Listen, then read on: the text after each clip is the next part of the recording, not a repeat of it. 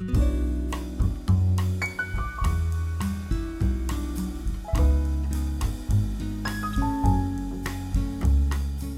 tardes a todos y a todas, bienvenidos al Centro de Estudios de Hermenéutica de la Universidad de San Martín. En este día, un placer tener a Yamila Sevilla nuevamente con nosotros, coordinando este ciclo de lenguaje en la mente y el cerebro en la segunda conferencia a cargo de Maximiliano Wilson. Un lujo, gracias Maximiliano por tu generosidad también.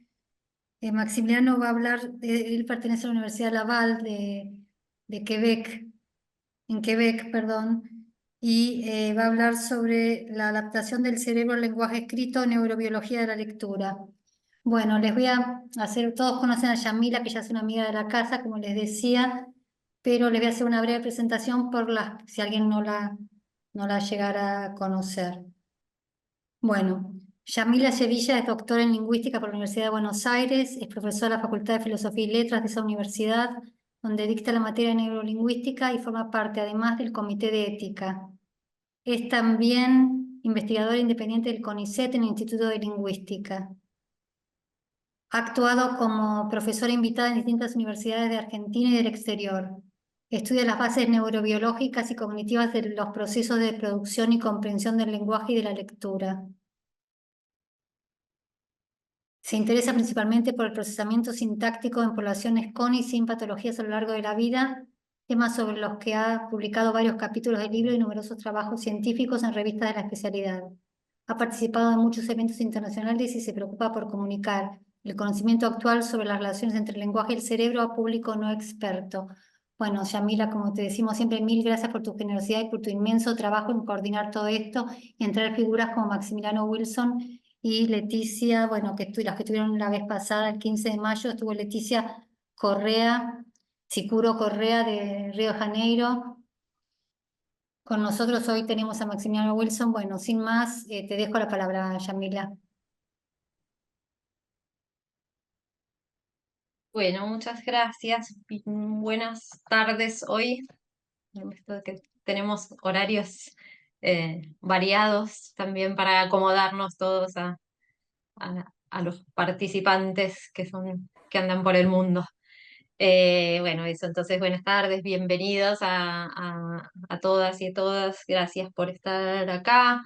Este es este segundo encuentro de este ciclo que llamamos El lenguaje en la mente y el cerebro, que agradezco un montón al Centro de Hermenéutica la invitación para que lo llevemos a cabo en conjunto con el Instituto de Lingüística de la Facultad de Filosofía y Letras de la Universidad de Buenos Aires, que es mi casa, y también a ellos por la eh, entusiasta acogida de armar esto conjuntamente.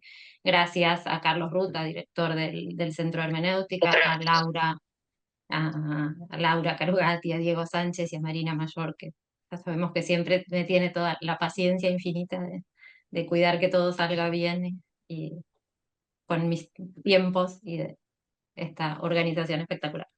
Bueno, voy a repetir un poquito el espíritu de lo que decía la vez pasada del sentido de este ciclo, que es reunirnos y con la conciencia de que crear redes en la construcción de conocimiento siempre es fundamental, pero que en estos tiempos en los que el sistema científico está un poco bajo un cuestionamiento permanente, apoyarnos en nuestros vínculos, hacer pie en nuestras fuertes relaciones institucionales y personales, se nos está haciendo, me parece, que cada vez más importante.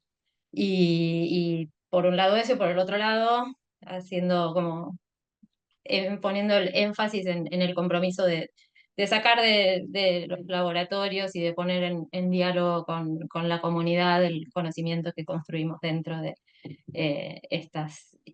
de los laboratorios, de la academia, de nuestras instituciones. Entonces, que podamos llegar a ampliar estas redes también. Entonces estamos aquí en esta serie de encuentros para para traer lo mejor del conocimiento que nuestros colegas ahí alrededor del mundo. Esta Mira ahí me encanta tenerla acá. Ojalá la tengamos en algún próximo encuentro. Para eso, para contar lo que estamos produciendo, lo que se está produciendo en el pequeño ámbito de la ciencia en el que nos movemos aquí sobre los temas que nos traen. Entonces, este ciclo va a ir trayendo en los distintos encuentros lo que sabemos hoy y las cosas que nos seguimos preguntando acerca de cómo funciona el lenguaje y la mente y cómo está sustentado por procesos neurobiológicos y lo que sabemos y nos preguntamos las personas que lo estudiamos experimentalmente. Vamos a ir anunciando próximas conferencias porque sabemos que durante el segundo semestre tendremos también algunas, pero hoy tenemos el enorme placer y lujo de tenerlo aquí a Maximiliano Wilson para hablarnos de la neurobiología de la lectura. Me muero, José, con el bombones que está ahí en el... Tenemos bebés en pantalla. Perdón.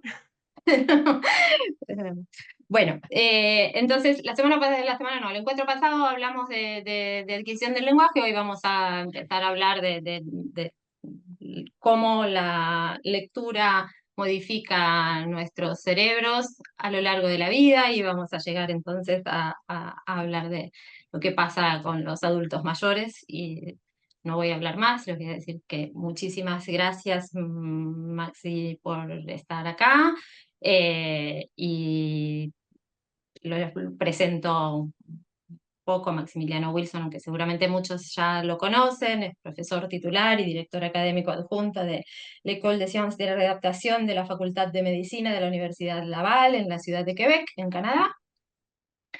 Y hizo sus estudios de psicología y su doctorado en la Universidad de Buenos Aires, donde nos conocimos allá lejos y hace tiempo. Y después, desde entonces, ha trabajado en distintos laboratorios en el mundo, haciendo estudios conductuales y de neuroimágenes, con población neurotípica y también con distintas alteraciones de distinta índole.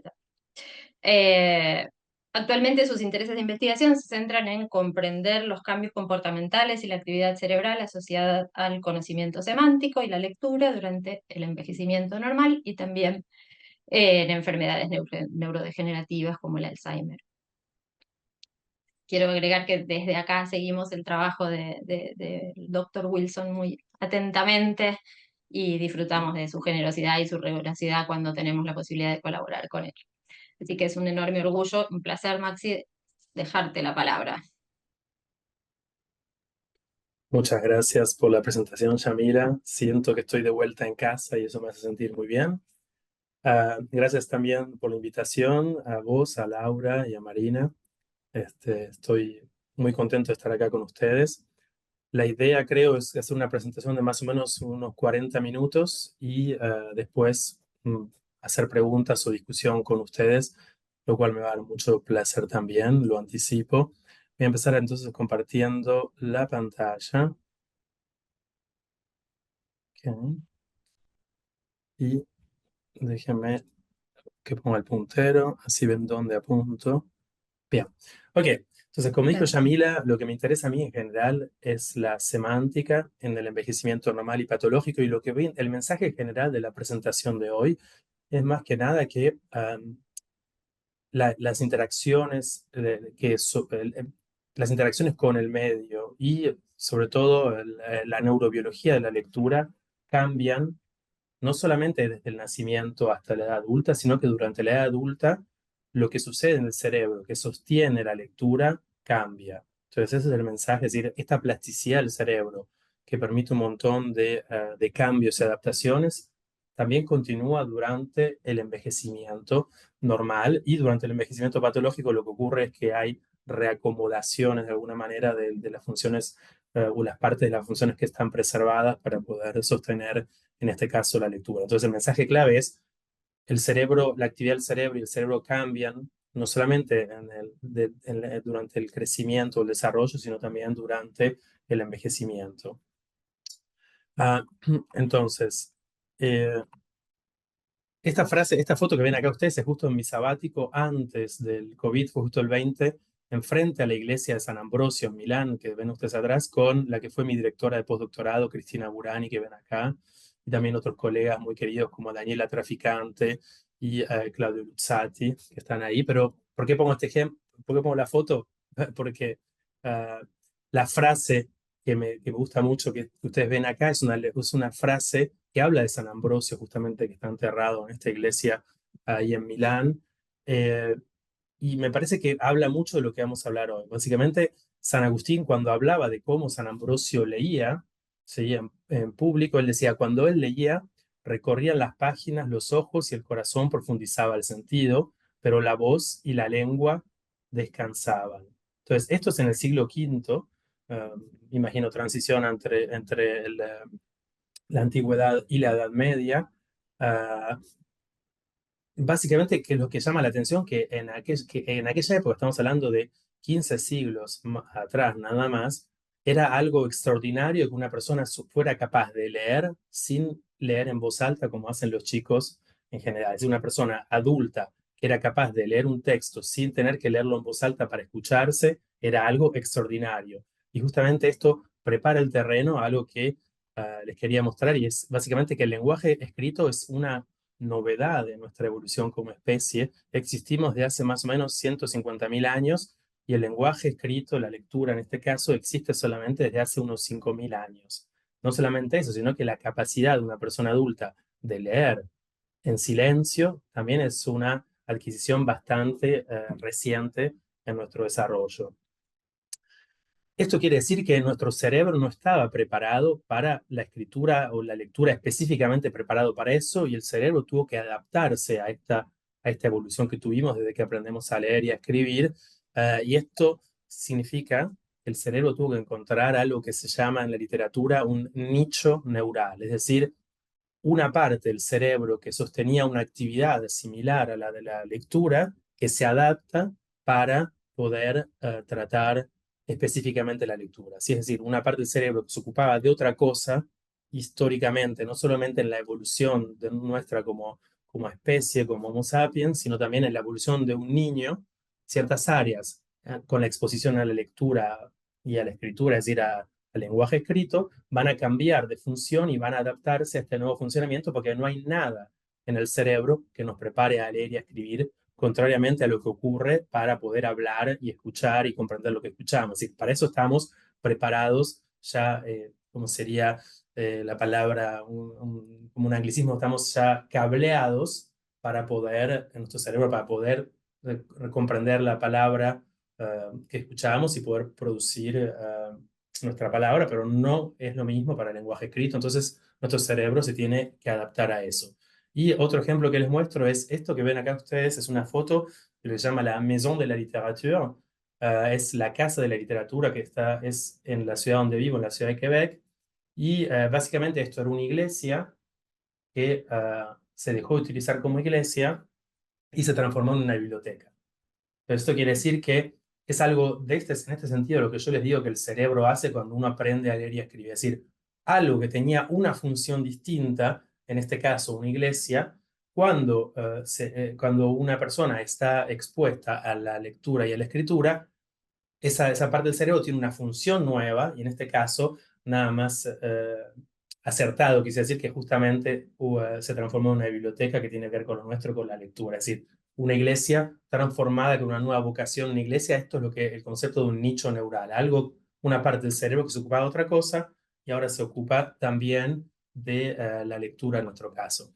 Lo que ven ustedes acá es un modelo de Dehaene de diferentes estructuras del cerebro, que no voy a tomar el tiempo de nombrarlas, ustedes las tienen acá en inglés. Lo que traduje son con los colores de qué se ocupa cada una de esas partes del cerebro. En general, como ustedes deben ya saberlo, el lenguaje está lateralizado a la izquierda, es decir que las estructuras que voy a nombrar en general son exclusivamente o mayormente del hemisferio izquierdo del cerebro. Y el camino, no sé si ustedes ven el cursor, empieza con el input visual en el lóbulo occipital y el tratamiento va avanzando hacia las partes más anteriores del cerebro, más la parte que está como alrededor de los ojos, si quieren, detrás de los ojos, que es la parte temporal del cerebro, ¿sí? Entonces, en principio existe un tratamiento más relacionado con la forma ortográfica, y vamos a pasar unos minutos viendo qué es el área de la forma visual de las palabras, que está en rojo, y el tratamiento en el cerebro de la información visual se va transformando hasta ir accediendo a la semántica o al significado, que es lo que ustedes ven acá, como esta red en verde, que es mayormente temporal y sobre todo anterior, la parte de adelante del cerebro. Y finalmente, las partes que tienen acá en naranja están relacionadas con la pronunciación y la articulación del lenguaje, que son necesarias porque durante toda la presentación, cuando llego a la lectura, por una cuestión de simplicidad, lo que ustedes tienen que recordar es que estamos hablando de lectura en voz alta. No estamos hablando como San Agustín hablaba de San Ambrosio, de lectura silente, pero en este caso estamos hablando de lectura en voz alta por la simple y sencilla razón de que para evaluarlo empíricamente necesitamos que exista una producción fonológica para poder decir la persona leyó bien o la persona leyó mal, ¿sí? Y abro un mini paréntesis en este caso, y en este contexto, en el contexto de la presentación de hoy, no vamos a hablar de comprensión en lectura, ¿sí? Sino que vamos a hablar básicamente de la definición más simple y sencilla de lectura en voz alta, que es transformar una secuencia de letras en una secuencia de sonidos. ¿Sí? Esta es la definición que vamos a utilizar en la presentación de hoy en lectura en voz alta. La lectura es transformar una secuencia de letras, una secuencia de signos gráficos escritos, que yo los transformo en una secuencia de sonidos. Evidentemente, en esta transformación está la ortografía, está la fonología y también puede estar implicada la semántica, la significación, pero esto no sería obligatorio, porque yo podría leer en voz alta rápidamente sin comprender lo que estoy leyendo, pero digamos, la semántica es algo que aparece rápidamente, pero que no es obligatoria para poder transformar o decodificar correctamente una secuencia de letras en una secuencia de sonidos. Entonces, lo que decía es, esta red que ustedes ven en el cerebro, que vamos a verla después de otro modelo, más adelante, es bastante distribuida en todo el cerebro, sobre todo de izquierda, y empieza siempre en el lóbulo occipital porque la persona que lee ve la información visual que entra a través de toda la vía visual, ¿sí? Por el nervio óptico, por el quiasma óptico y pasa hacia el lóbulo occipital, y de ahí sigue su tratamiento hacia más adelante estructuras anteriores que están relacionadas con el significado y también, como ustedes ven acá, en paralelo puede activar la pronunciación o la articulación que tiene que ver con la producción oral.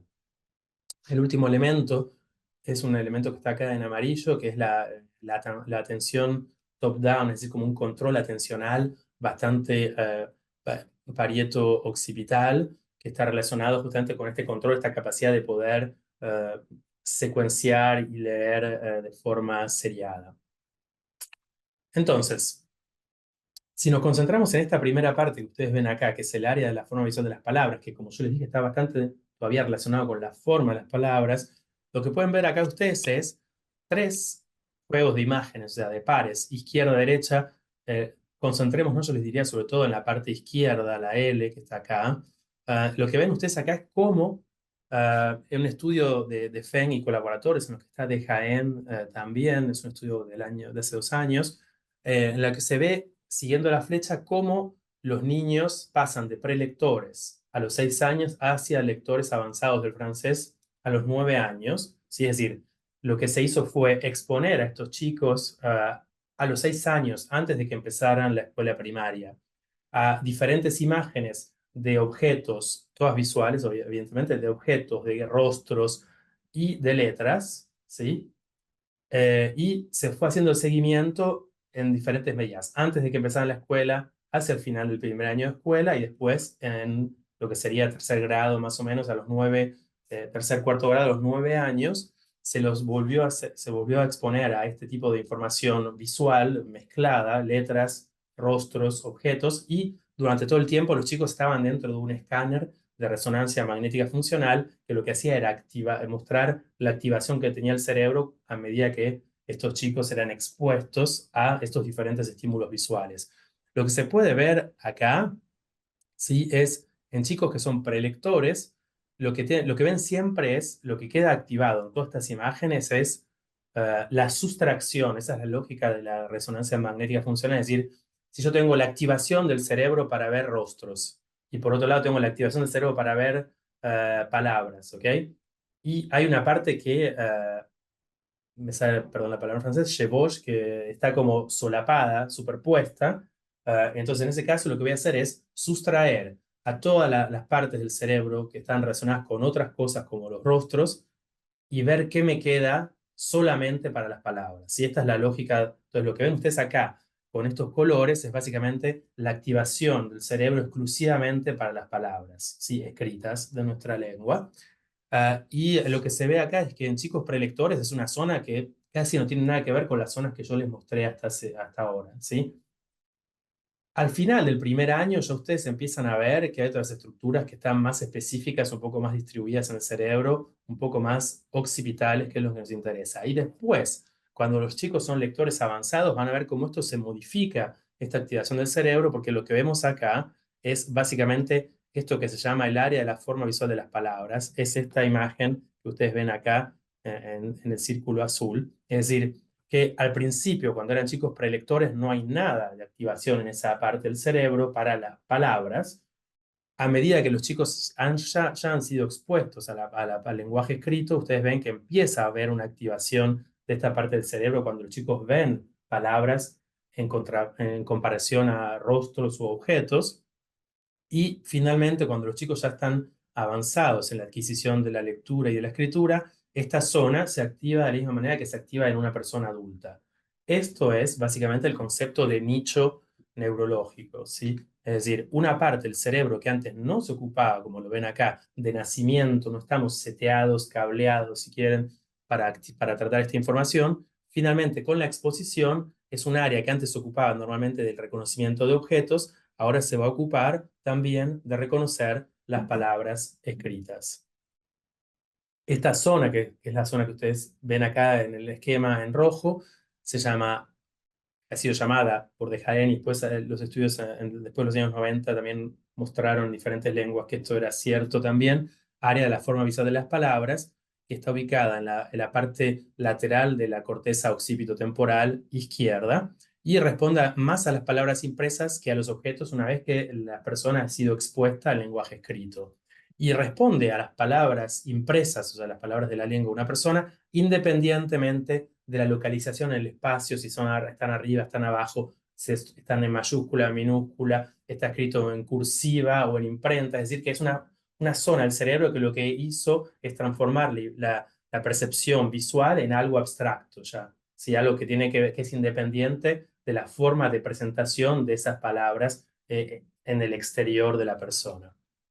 Y este es el mejor ejemplo más clásico de cómo el cerebro se adapta al lenguaje escrito a medida que los niños se exponen a eso. Como les dije, el resto de la presentación va a ser más que nada en el envejecimiento en adultos jóvenes y adultos mayores, porque la idea que les quiero transmitir es esto cambia también, sigue cambiando durante la vida adulta. Abro un paréntesis acá para hablar de tareas de lectura, ¿sí? Cuando hablamos de tareas de lectura, básicamente hay consenso que en la literatura, incluso si hablamos de un modelo conexionista triángulo o de un modelo de dos rutas, en los que no voy a concentrarme por la presentación, sino que podría ser el objeto de un curso entero, hay consenso de que habría dos maneras, de leer. Una primera forma de leer, que es leer las palabras enteras, así como por ejemplo gusano, la forma ortográfica la transformo directamente en una forma fonológica, o una forma sublexical, porque es más pequeña que la palabra entera, por eso sublexical, en la que yo voy separando cada una de las letras a la que les voy dando un sonido, como en gusano sería g, u, s, a, o, y después produzco el ensamblaje y produzco en voz alta gusano, ¿sí? El consenso con esto es que cuando las palabras son conocidas para la persona, la persona va a tender a utilizar la lectura de palabras enteras. Y cuando son palabras nuevas, en el caso de la investigación, cuando son palabras inventadas o pseudopalabras que nosotros inventamos como investigadores para podernos asegurar que las personas no conocían esa palabra, porque uno podría usar palabras de muy baja frecuencia, muy raras, pero uno nunca sabe si la persona las conocía o no. En ese caso, para testear cómo se hace la lectura de palabras nuevas, usamos un tipo de estímulo que se llama pseudopalabras, que son normalmente palabras inventadas que no existen en el léxico de la lengua que estamos estudiando. Entonces, en este sentido, hay consenso para hablar de estas dos formas para leer palabras conocidas y para leer palabras nuevas. Si yo les muestro una palabra regular en español como gusano, ¿sí? El objetivo de esta parte es demostrarles cómo la lectura puede variar según el tipo de estímulo que yo presento. Si yo le presento a una persona una palabra que existe y esta palabra es regular, es decir, sigue las reglas de la lengua, como gusano en español, después voy a hacer la salvedad con las palabras irregulares que no existen en español, pero en este caso con una palabra regular como gusano, yo puedo leer correctamente esta palabra transformándola entera, gusano, la ortografía entera en una fonología, o también la puedo leer correctamente en español transformando la secuencia de letras en una secuencia de sonidos que después voy a ensamblar. Es decir, una palabra regular puede ser leída tanto por la forma de palabra completa como por la forma de palabras, la lectura sublexical. Cuando tenemos una palabra inventada como gurano, por ejemplo, ¿sí? Esto que yo le decía, una pseudo palabra, en este caso yo no puedo leer la palabra gurano de manera completa, la palabra completa, porque esta palabra no existe en mi léxico, no está almacenada en ningún lado. Entonces, en este momento, si yo quisiera leer esa palabra lexicalmente, me equivocaría porque no sabría cómo leerla. La única manera de leer correctamente una palabra inventada sería la forma de leerla sublexical, es decir, transformar cada una de las letras en sonidos y después leer gurano en voz alta, ¿sí? Entonces, cuando existen palabras inventadas, no hay forma de leerlas correctamente más que por esta lectura sublexical. Y finalmente tenemos palabras irregulares, que como dije antes, en español no existen las palabras irregulares. Una palabra irregular es considerada en una lengua como el francés o como el inglés, es una palabra que tiene una correspondencia entre una letra y un sonido, o entre una secuencia de letras y un sonido que no sigue las reglas de la lengua, es decir, que son excepciones. Por ejemplo, en francés, esta palabra, la CH de esta palabra, se pronuncia chocolat, como sh. Sin embargo, la misma secuencia de letras, en esta secuencia de orquídea, se lee orquídea, ¿sí? Normalmente casi 97% de las palabras a las que una persona está expuesta en francés siguen la secuencia de CH, se pronuncia como sh. Sin embargo, hay unas pocas excepciones, un 3% de esas palabras que tienen la misma secuencia CH, pero esta secuencia CH no se pronuncia sh, sino que se pronuncia k, ¿sí? Orquídea. Y un error que los alófonos de las personas que hablamos francés teníamos al principio, o incluso los chicos cuando van a leer en francés una palabra como orquídea, la van a leer orchidée, ¿sí? Van a leerla de una manera errada, porque están acostumbrados a ver la secuencia CH, que es pronunciada como chocolate, ¿sí? Entonces, si nos fijamos en este tipo de palabras irregulares, acá les puse otro ejemplo en inglés, pint, ¿sí? Porque no sigue la misma secuencia que menta, M-I-N-T, mint, ¿sí? Una pinta de cerveza, pint. En este caso, si intentamos ver cómo funcionan estas dos vías, lo que vamos a ver es que la lectura de palabras completas es la única que funciona para leer correctamente, porque hay una parte de la secuencia que no funciona, y tenemos palabras, si intentamos leer pint como secuenciando las letras y transformándolas en sonidos, me voy a equivocar y voy a leer esto como pint.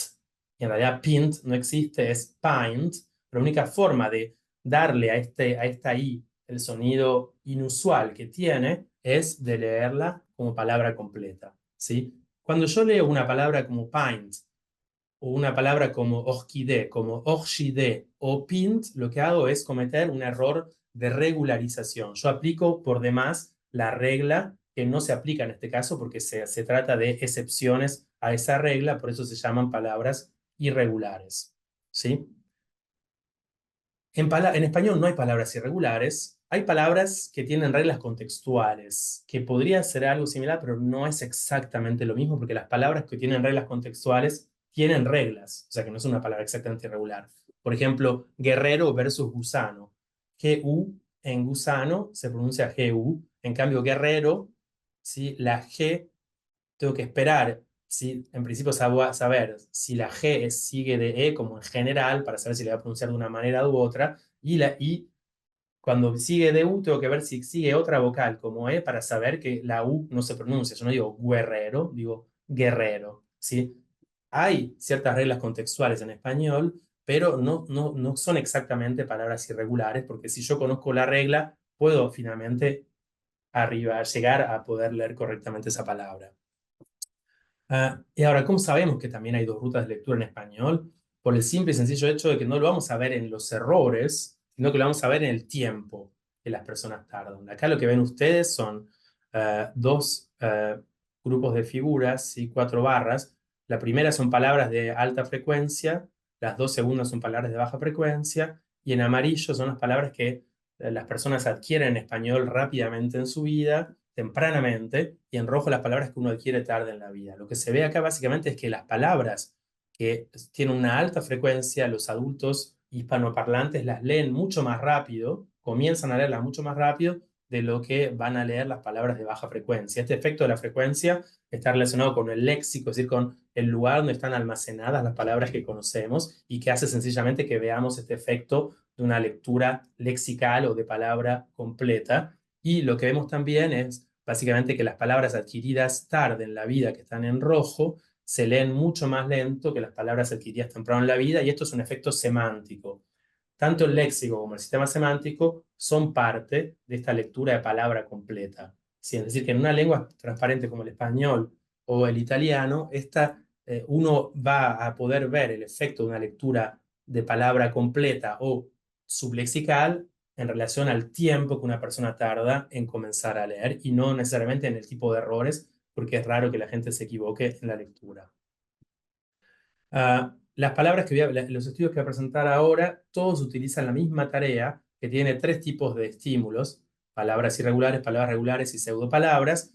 Y básicamente las palabras regulares e irregulares en francés estaban en estos estudios estaban emparejadas por frecuencia e imaginabilidad, una variable lexical y una variable semántica, y los 3 grupos de estímulos están emparejados por el fonema inicial, por la longitud en letras, la frecuencia de bigramas y el vecindario, me falta una D, vecindario ortográfico, que son las palabras. Son variables psicolingüísticas que sabemos que tienen un efecto en la lectura en voz alta.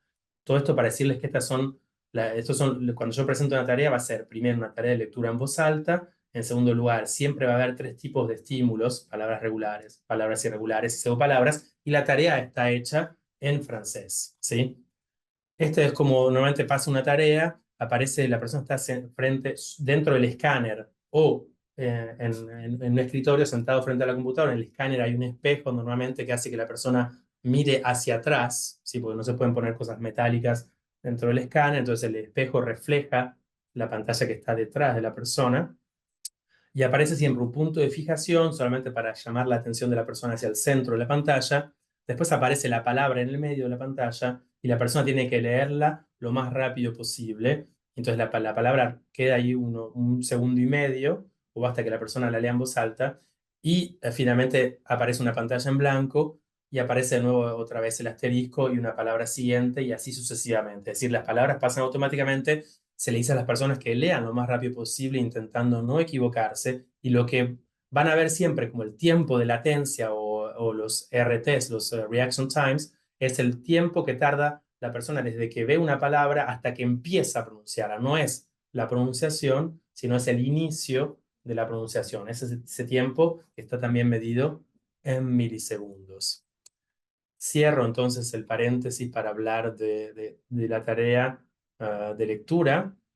Y lo que ven ustedes acá es otro modelo que más o menos tiene las diferentes estructuras del cerebro, otra vez, sobre todo a izquierda, que están relacionadas con la lectura. Y este es un artículo de Joe Taylor de 2013, que lo que hizo es un metaanálisis que juntó todos los estudios que hablaban de lectura y actividad del cerebro, y lo que hizo fue hacer la media de activación de las diferentes estructuras del cerebro. Lo que es interesante de este artículo, si te interesa los modelos teóricos, es que, como ustedes ven acá abajo, este es el modelo de doble ruta, y este es el modelo triángulo conexionista.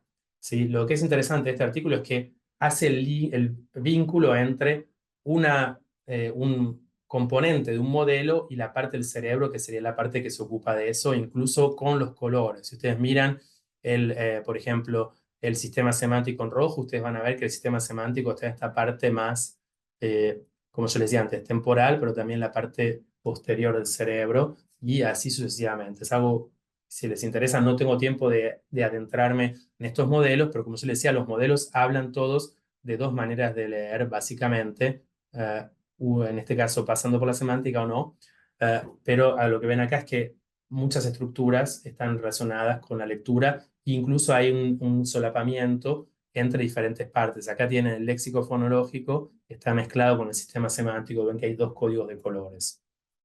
Pero lo que es interesante de este metaanálisis de Joe Taylor es que básicamente la evidencia de la red cerebral de la lectura coincide con los modelos teóricos y no permite aportar evidencia hacia un modelo o el otro. Es decir, da evidencia, como lo ven ustedes acá, por los colores, hacia los dos modelos más utilizados en lectura en voz alta hoy en día.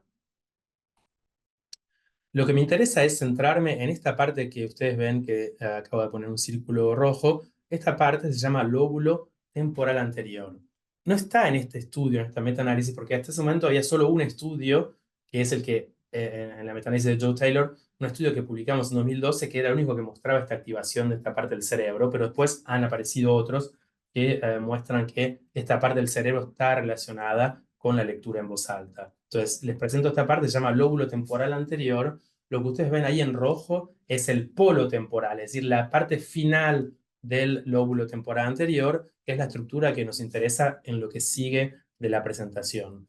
Es una estructura que ha sido relacionada con el procesamiento semántico, ¿sí? Como ustedes ven, está verdaderamente la parte temporal del cerebro que yo les decía desde las primeras diapositivas, que tiene que ver con el procesamiento semántico, de la significación. Si se fijan en este modelo triángulo, cuando una persona va a leer una palabra regular, como se decía antes, gusano, o en inglés puede ser cobra, una persona puede leer la palabra correctamente simplemente transformando la ortografía en fonología, que es, como les decía, la definición más simple de lectura en voz alta. Tengo una secuencia de letras, la transformo en una secuencia de sonidos, y en este caso, con cobra, como con gusano, no me voy a equivocar y lo voy a leer bien. Pero existen ciertas palabras irregulares que en español no tenemos, como orquídea, que si yo las leo solamente a través de transformar la ortografía en una fonología, me voy a equivocar, como decía yo antes, y las voy a leer como si fueran palabras regulares. Es decir, voy a leer orchidée en lugar de orquídea.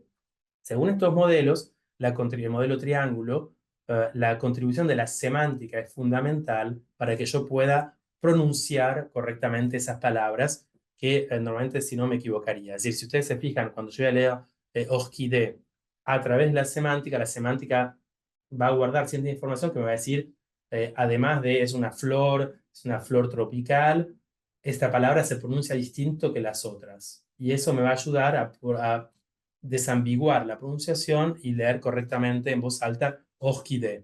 ¿Sí? Entonces, este modelo triángulo es una predicción muy fuerte entre la asociación de la semántica y la lectura en voz alta. ¿Cuál es la predicción más evidente de este modelo? Que si yo tengo problemas semánticos, voy a leer mal este tipo de palabras y voy a leer orchidée o voy a leer pint en lugar de pint. ¿Sí? En español sería muy raro que suceda, pero sería como leer guerrero, ¿sí? Algo en ese estilo. Entonces, lo repito, es fundamental la predicción de este modelo, que la semántica va a tener una contribución fundamental para leer palabras irregulares, porque me va a ayudar a leerlas correctamente en voz alta, si no, yo me voy a equivocar. Y yo les dije que una parte del cerebro, este lóbulo temporal anterior, estaba asociado en parte a la semántica. Entonces, otra predicción de este modelo sería que el lóbulo temporal anterior va, si existen lesiones en esta parte del cerebro, va automáticamente a generar dificultades de lectura de palabras irregulares, algo que ya van a ver, les presento ahora, que se llama dislexia de superficie.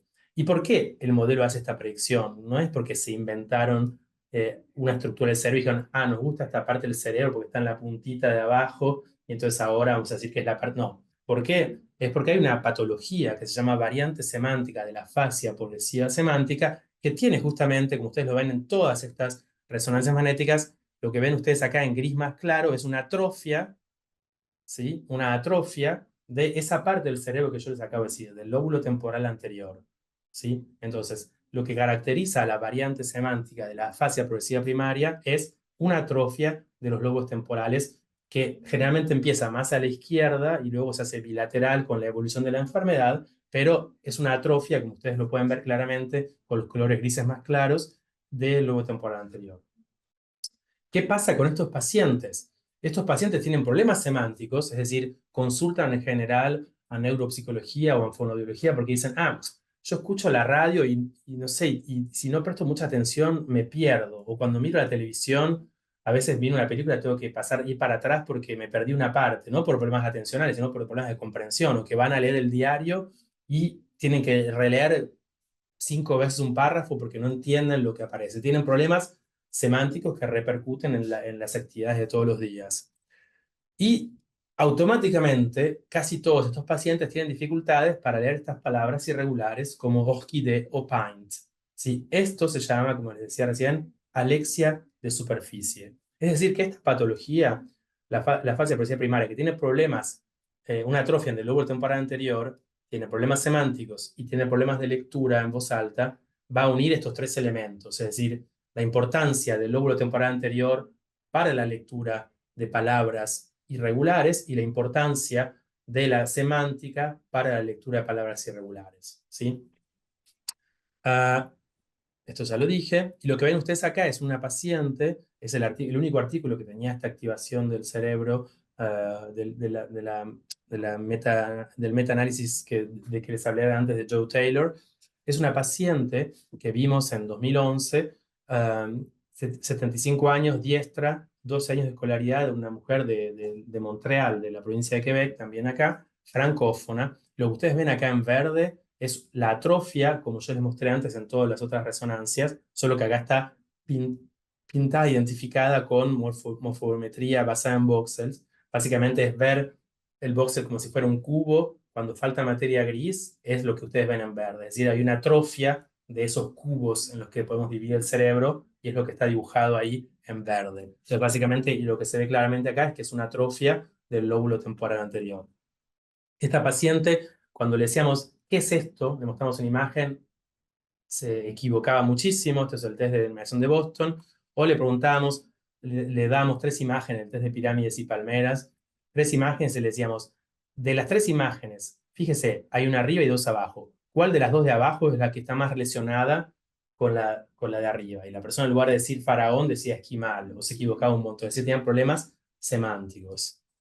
Lo interesante es entonces que lo que vemos acá son 3 tareas semánticas. Cuando está el asterisco significa que la paciente tenía un score por debajo de lo esperable para su edad y su nivel de escolaridad. Y lo mismo cuando le presentábamos palabras para lectura en voz alta, con la tarea que yo les mostré antes, había 60 palabras regulares, 60 palabras irregulares y 60 palabras inventadas. Si se fijan bien, leía de manera comparable a las personas de su edad y su nivel de escolaridad normales, las palabras regulares y las palabras inventadas, pero leía significativamente por debajo de lo esperable las palabras irregulares, ¿sí? Es decir, este es un caso típico de una paciente con afasia progresiva primaria variante semántica y es una paciente típica con lo que se llama dislexia de superficie, es decir, dificultades de lectura de palabras irregulares, exclusivamente de palabras irregulares. Las otras 2 tipos de palabras, regulares y pseudopalabras, los leía perfectamente. Lo que hicimos, además, en este estudio fue de hacer la misma tarea dentro del escáner de resonancia magnética funcional, que ustedes ven en una imagen acá arriba a la izquierda, fue entrar a personas normales, ¿sí? unos 15 personas normales que hicieron dentro del escáner la misma tarea. Y lo que hicimos fue, acá, que ven ustedes en rojo, superponer la activación del cerebro de las personas normales mientras leían las mismas palabras que la paciente leía, y como ven, es exactamente la zona que se activa en las personas normales que ven acá en rojo superpuesto a la atrofia de la paciente, es el lóbulo temporal anterior izquierdo. Además de esto, había dos regiones que son como muy conocidas en lectura, que es el giro fusiforme anterior y el giro frontal inferior, porción triangular, también izquierdo, las dos estructuras, pero lo que es importante acá es que este estudio lo que mostró es que las personas normalmente activan una parte del cerebro para lectura de palabras irregulares, que es verdaderamente la parte del cerebro que está atrofiada en este tipo de pacientes. ¿Y qué parte del cerebro es? El lóbulo temporal anterior. ¿Sí? Entonces, repito, esto pone en evidencia la relación entre esta estructura del cerebro, el lóbulo temporal anterior, la semántica, porque esos pacientes tienen problemas semánticos, y la lectura en voz alta de no cualquier tipo de palabras, sino de palabras irregulares, que es el tipo de palabras para las que estos pacientes tienen dificultades de lectura, por eso tienen dislexia de superficie. Lo que es interesante para el español, lo que ven ustedes en la primera parte de acá arriba, es, yo les dije, este es otro estudio que hicimos con una estudiante, Marilyn Royal. Lo que ven acá arriba es, teníamos personas que tenían Alzheimer, personas que tenían la afasia progresiva primaria, variante semántica, y personas normales, y lo que ven ustedes acá en rojo es la correlación entre cada vez que las personas se equivocaban y me leían, por ejemplo, me leían orquídea en lugar de orquídea, eso estaba relacionado, asociado con el volumen que esas personas tenían en el lóbulo temporal anterior. ¿Se entiende? Es decir, a mayor volumen en el lóbulo temporal anterior, menor error, menor cantidad de errores de lectura de palabras irregulares.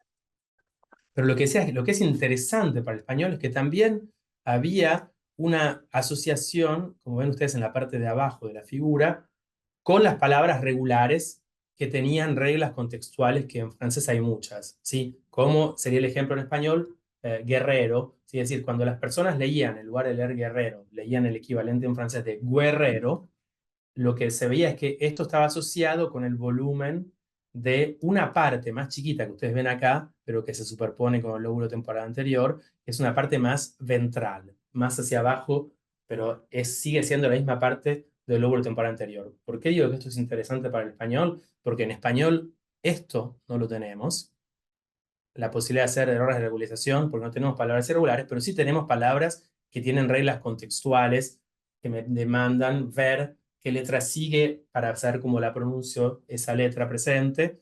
Y también el lóbulo temporal anterior estaría asociado a ese tipo de lectura correcta de guerrero en lugar de guerrero. ¿Sí? Esto le voy a pasar rápido simplemente para mostrarles una cosa.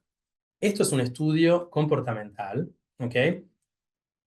Entonces estábamos muy embalados en el laboratorio en aquel momento cuando hicimos este estudio en 2012. Después seguimos estudiando qué pasaba con la lectura en voz alta en las personas, y lo que estudiamos acá es solamente de manera comportamental. Las personas no estaban dentro del escáner de resonancia magnética, estaban simplemente sentadas delante de una computadora y tenían un micrófono y leían las palabras que aparecían en la pantalla. Y lo que ven ustedes acá en la barra, siempre que lo voy a presentar, la barra más clara son personas adultas mayores, y las barras grises más oscuras son las personas adultas jóvenes, alrededor de 25, 28 años versus 67, 68 años de media, ¿sí? Estos dos grupos de personas leían de manera comparable las palabras regulares y las palabras inventadas. Pero ¿qué pasa acá? Y esto me parece muy importante. Las palabras, este es el número de errores, ¿sí? Como ven ustedes acá, el número de errores era mucho más grande para las palabras irregulares para las personas jóvenes que para las personas adultas mayores. Esto quiere decir, básicamente, que las personas adultas mayores leen mejor las palabras irregulares, las palabras que no siguen la regla, comparados a personas adultas mayores. Alguien podría decirme, bueno, pero esto puede ser probablemente porque las personas mayores se tomen más tiempo, sean más lentas, entonces se equivocan menos, ven la palabra. Acuérdense que las palabras pasaban rapidísimo, ¿sí? Entonces la persona no tenía mucho tiempo para prepararse. Pero imaginemos que concedo esta crítica, que las personas serían mucho más lentas, las personas mayores, y por eso se equivocan menos, porque se toman más tiempo para planificar la respuesta y no se equivocan. Pero en esta diapositiva lo que ven es que el tiempo, estos son los tiempos en milisegundos, para la lectura de palabras irregulares entre los jóvenes y adultos mayores era comparable. Esto quiere decir que no estaban leyendo más lento y por eso se equivocaban menos. Leían tan rápido, de manera comparable a los jóvenes, pero leían mucho mejor esas palabras irregulares, ¿sí? Entonces, por ahora, ¿cuál es el mensaje? Durante el envejecimiento normal hay cambios en la lectura a nivel comportamental. ¿Por qué? Los adultos mayores leen mejor las palabras irregulares en comparación con los adultos jóvenes. Y nosotros lo interpretamos en este artículo de una manera diciendo que ellos van a utilizar más que nada una lectura de palabra completa y menos una lectura de palabras sublexicales, segmentando las palabras, porque tienen más problemas de memoria de trabajo y dificultades más a nivel fonológico. Hay, en el envejecimiento normal hay un deterioro de la capacidad auditiva que es normal. Entonces esa gente cuando, desde que puede, cuando escucha una palabra, va a intentar leerla, tomar la palabra entera y transformarla en una palabra en la fonología, y no va a dividir la palabra y segmentarla porque corre más riesgo de equivocarse. Entonces utiliza una estrategia de palabra completa o, si se quiere, una estrategia semántica. Lo importante es que las personas adultas mayores leen mejor las palabras irregulares que las personas adultas jóvenes y con tiempos de lectura, con una velocidad, si se quiere, comparable. Hicimos lo mismo, pero ahí dijimos, bueno, esto es buenísimo. Bueno, vimos una paciente que tenía problemas y vimos que la activación del lóbulo temporal anterior funcionaba.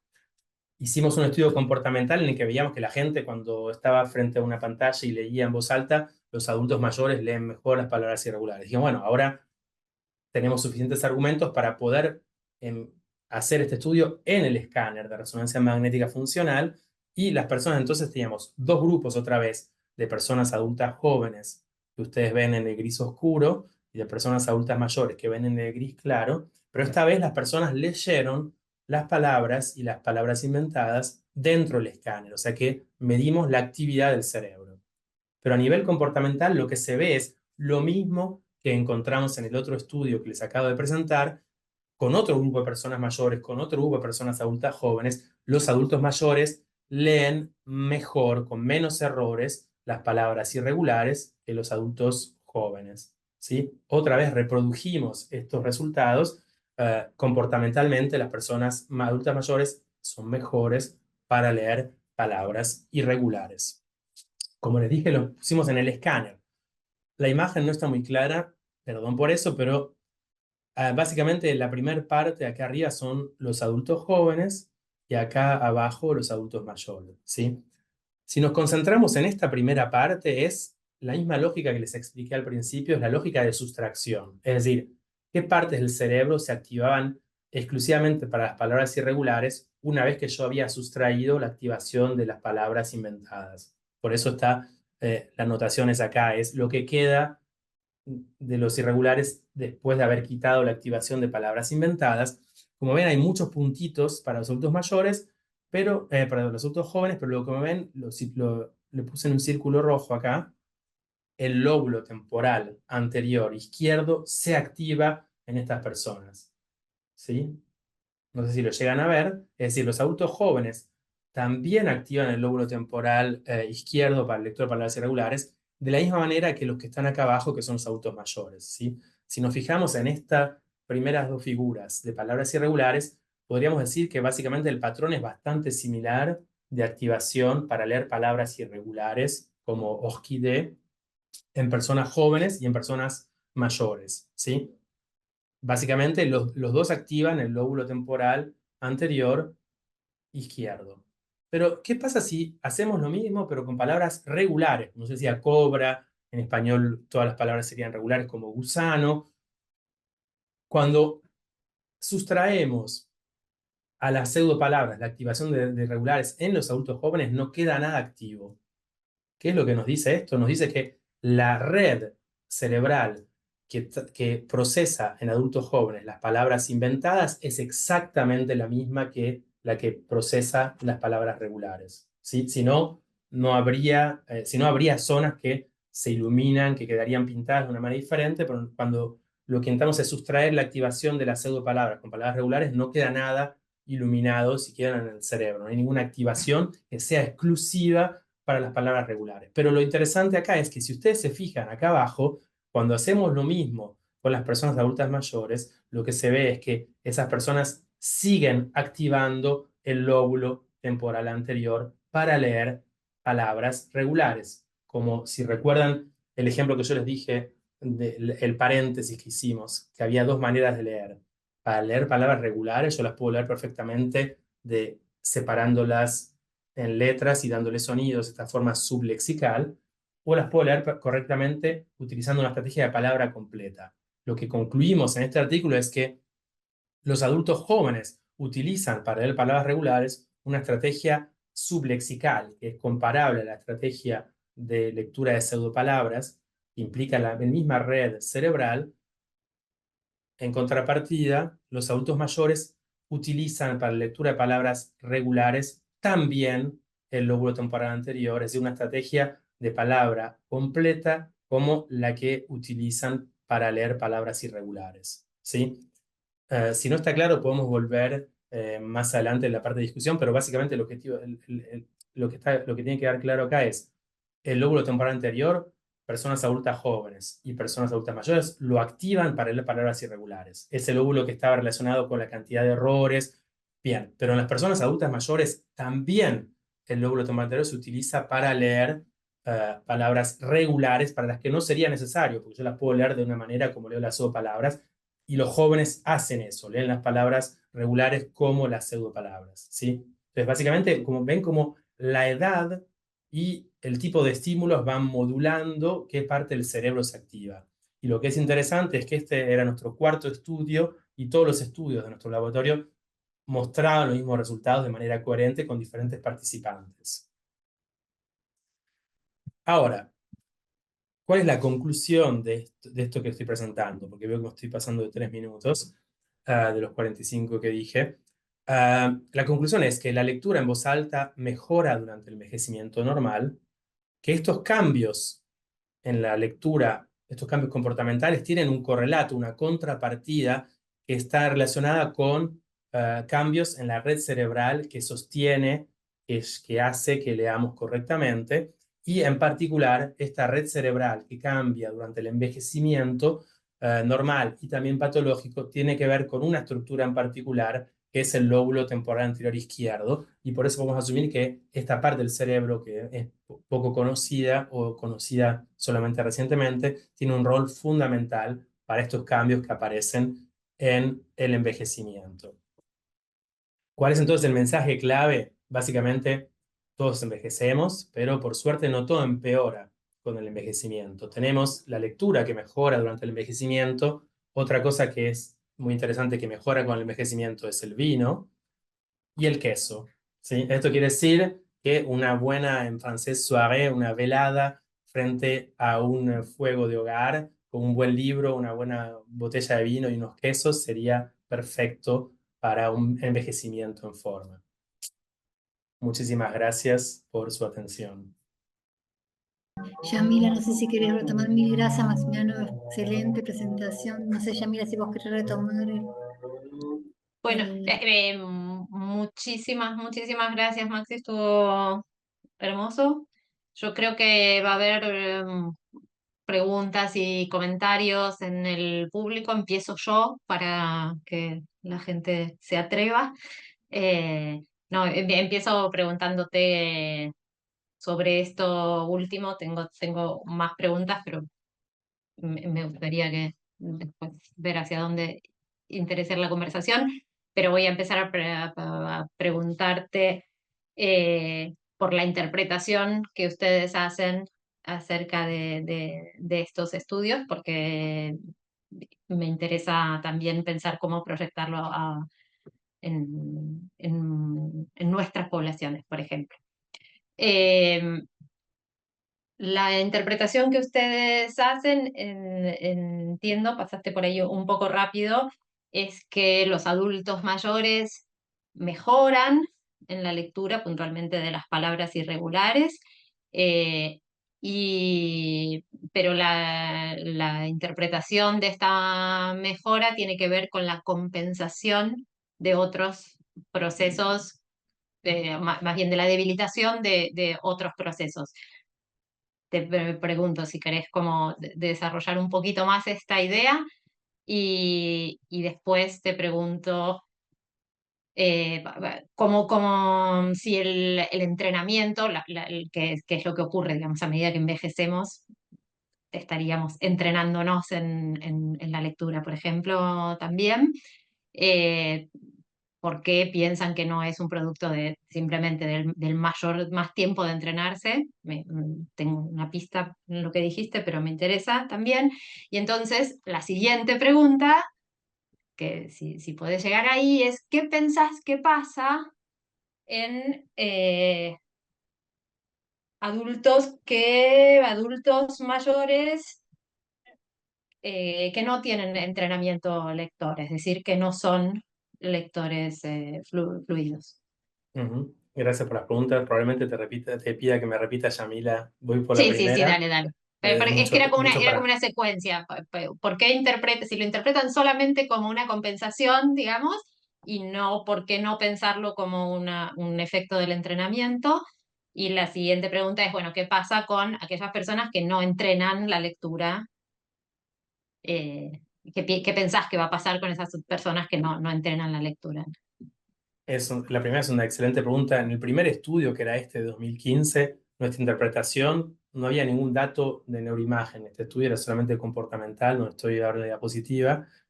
Y básicamente nuestra explicación era, lo que está demostrado es que las personas que durante el envejecimiento tienen más dificultades para el tratamiento fonológico. Entonces nuestra hipótesis era que quizás estas dificultades para el tratamiento fonológico hacía que presten más atención a o que utilicen una estrategia. Y cuando digo utilizan, no es de manera consciente, no es que las personas dicen, escucho escucho peor, iba a decir menos bien, escucho peor, entonces voy a utilizar una estrategia de lectura. Les aparece automáticamente porque es lo que les sale bien, es la hipótesis que teníamos y lo que nosotros consideramos, pero no teníamos ningún otro dato para dar solamente una hipótesis, una posible explicación, y el hecho de que las personas utilicen acá la actividad del cerebro sea lo mismo, que hayamos reproducido los datos a nivel comportamental, que con una nueva población, una nueva muestra, que hacían que mostraran que las personas leían mejor las palabras irregulares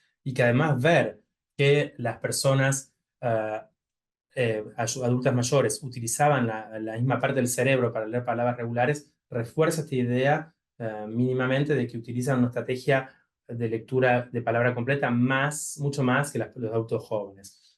Esto es lo que hasta donde podemos decir. Después, el hecho de que sea o no a causa fonológica es una compensación, es más que nada la interpretación que teníamos en el primer estudio, que era solamente a nivel comportamental. Para hacer ese estudio, para poder decir esta hipótesis era cierta, deberíamos testear justamente personas con más habilidades fonológicas, menos habilidades fonológicas, adultas mayores, y ver qué es lo que pasa. No lo hicimos, nos quedamos más que nada con la parte de la lectura de palabra completa como estrategia para las personas mayores para palabras regulares e irregulares. No sé si eso responde a tu primera pregunta. Recordame la segunda. Sí, perfecto. Venían un poco juntas. Era qué pasa si pensamos la hipótesis de que sea un efecto del entrenamiento y en ese caso, ¿qué pasa? ¿Qué esperarías también con los adultos que no son lectores fluidos? También es una excelente pregunta y me permite desarrollar un poco más las posibles explicaciones. Nosotros al principio estábamos tan embalados con esto, no, en este artículo ya no, pero en el artículo anterior, que una de las explicaciones que pusimos fue no solamente esta idea de las dificultades fonológicas, sino también, probablemente porque las personas tienen una mayor práctica, tienen mayor semántica, es decir, a medida que envejecemos, la memoria semántica normalmente es una de las pocas habilidades lingüísticas que se mantienen estables o que incluso mejoran durante el envejecimiento. Los conocimientos de las palabras, de conceptos, aumenta a medida que envejecemos, que es lo que vos nombrás como la exposición. Las personas leen más, la práctica. Uno de los revisores nos dijo, ustedes no pueden decir nada de todo esto porque no tienen, porque efectivamente los dos grupos que habíamos formado tenían habíamos medido la semántica con tareas del WISE, tareas de un test de inteligencia que miden el vocabulario, que miden la capacidad de abstracción, y habíamos emparejado los grupos de personas jóvenes y de personas adultas mayores por esta variable, con lo cual el revisor tenía razón, y básicamente en nuestras muestras, como están emparejados por conocimiento semántico, no podemos decir que sea la mayor práctica el hecho de que lean más. ah, entonces no pudimos utilizar como explicación. En los estudios que hacemos ahora en envejecimiento, tengo un estudiante que trabaja en envejecimiento ahora y más que nada en morfología eh, con electroencefalografía. Lo que es interesante es que nosotros, a medida que a causa de la experiencia también, hablando de envejecimiento, lo que hicimos fue utilizar tareas que miden la velocidad de procesamiento manual de personas jóvenes y de personas adultas mayores, que evalúan más en profundidad la semántica y que evalúan sí también algo que no tiene tanto que ver con la lectura, porque la mayoría de la gente de nuestros días no lee mucho en general, pero sí que tiene que ver con cuestionarios que desarrollamos para hábitos de lectura y de escritura para poder ver si eso tiene una influencia en los datos. Hasta ahora no encontramos ninguna influencia en los nuevos estudios, pero lo que quiero decir es que nuestro arsenal de tareas que usamos para poder comparar personas adultas mayores y jóvenes para poder explicarlo de diferentes maneras cambió, pero aún así todavía no podemos decir que sea algo semántico o la experiencia exclusivamente. Bueno, muchísimas gracias. Yo seguiría conversando, pero hay un montón de preguntas. Por ahí estaba, Entonces, creo que Andrés, hola, ¿cómo estás? Estaba ahí primero levantando la mano, así que adelante. Hola, gracias. Me encantó la presentación. Tenía una duda, tal vez es un poco tonta, pero tengo dislexia y siempre me costaron palabras que yo creí que se llamaban irregulares en castellano, como Shin, shampoo, River Plate. Acá me anoté una otra que la anoté ahí en el chat igual. ¿Esas no son palabras irregulares del castellano? es una excelente pregunta. En realidad son préstamos, sí, pero sí, efectivamente, para poder pronunciarlas correctamente, necesitas tratarlas como palabras irregulares. Si yo, no sé, si vos decís River Plate, no decís, bueno, River se pronuncia igual, Plate. pero no decís Plate Ah, exactamente, no decís, ah, no sé, no decís croissant, decís croissant o algo parecido. Es decir, claro. O eh, garage. Shin. exactamente. Es una discusión que tuvimos, de hecho, uno de los artículos que presenté lo habíamos hecho con Fernando Cuetos en Oviedo, en España, y fue una larga discusión con Fernando porque me decía, viniendo de España, esas no son palabras irregulares, son palabras préstamos para las que en España, para todas esas palabras hay el equivalente castellanizado, con lo cual ellos nunca van a decir ese tipo de palabras, la van a castellanizar, van a decir garaje y lo van a poner con J en lugar de G, por ejemplo. Sí, es decir, pero efectivamente en nuestro español rioplatense esas palabras, desde mi punto de vista, se podrían considerar como palabras irregulares, pero son muy pocas y tienen mucho que ver con el nivel educacional de la persona. Pero lo que vos decís, Andrés, sí, un artículo que publicamos con María Macarena Martínez en Cuitiño en 2012, creo, en 2011, justamente lo que hicimos fue evaluar un paciente que tiene esta misma patología, que es la afasia progresiva primaria, en un paciente de Buenos Aires, y básicamente lo que usamos para la lectura de palabras irregulares fueron estas palabras que eran préstamos de la lengua. Perfecto, muchas gracias. O sea, podríamos replicar acá en Buenos Aires tu estudio, básicamente, con esas Sí, palabras. exactamente. Como te digo, no hay consenso porque en diferentes comunidades hispanoparlantes hay el equivalente castellanizado de esas palabras. Para nuestra variante, sí, son palabras, desde mi punto de vista, irregulares, como vos las nombrabas. Lo que ha hecho Fernando de una tarea, Fernando Cueto de una tarea, era utilizar abreviaciones como señor con SR para ver si la persona podía leer señor, pero eso no es exactamente una palabra irregular, es simplemente una abreviación que es otro tipo de procesamiento. Pero sí, efectivamente, si te interesa, te puedo pasar los datos de la tarea que hicimos en español con Macarena. Buenísimo, Y muchas además gracias. se pueden normar un conjunto de palabras irregulares, chiquito aunque sea, se puede normar en la variedad y usar totalmente. Bueno, se me va perdiendo el orden. Había una Laura pregunta, creo no que es sé la si quiere. primera. Laura está arriba, sí. Hay preguntas en el chat también, por eso. Sí, la mía es muy breve y después podemos ir al chat si quieren.